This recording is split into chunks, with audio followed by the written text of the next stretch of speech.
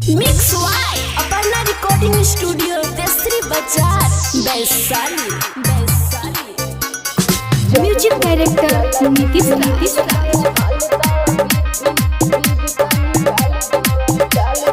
बारा स्मार्ट बारू के तना ले कही बोला एकरे ज्यादा ही माथा के ने मोही ऐसा सामान देख के तना ले रही अब एने सट जा अटक जाई सही जल्दी से हाल दा बीज तनी डाल दा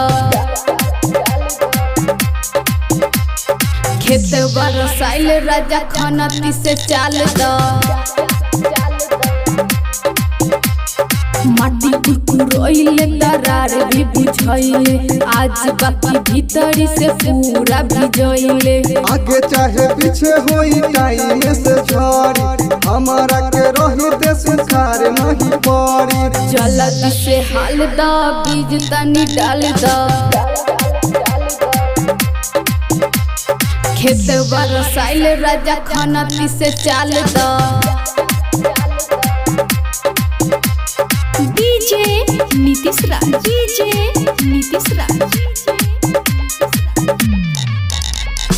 मंगुरा नवादा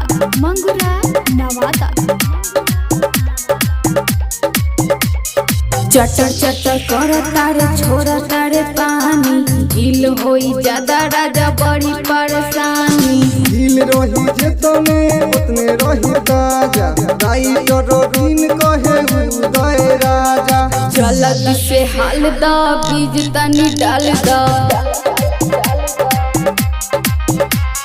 खेत बरसाइल राजा खनती से चाल दा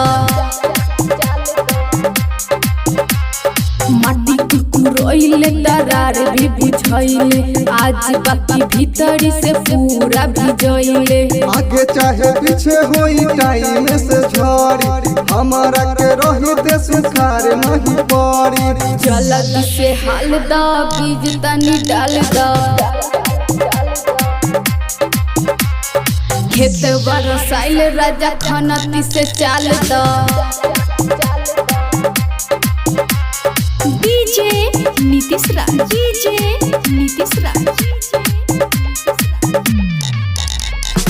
मंगुरा नवादा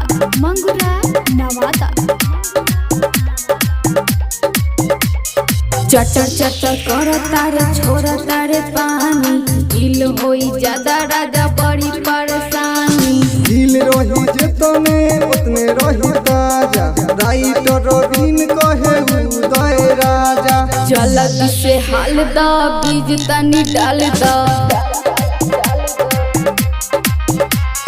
खेत बरसाइल राजा खनती से चाल दा माटी कुकुरइले दरार भी बुझइले आज बाकी भीतरी से पूरा भिजइले आगे चाहे पीछे होई टाइम से झड़ी हमारा के रही दे सुखार नहीं पड़ी जल्दी से हाल दा बीज तनी डाल दा खेत बरसाइल राजा खनती से चाल दा mix by Aparna recording studio Tesri Bazar Vaishali.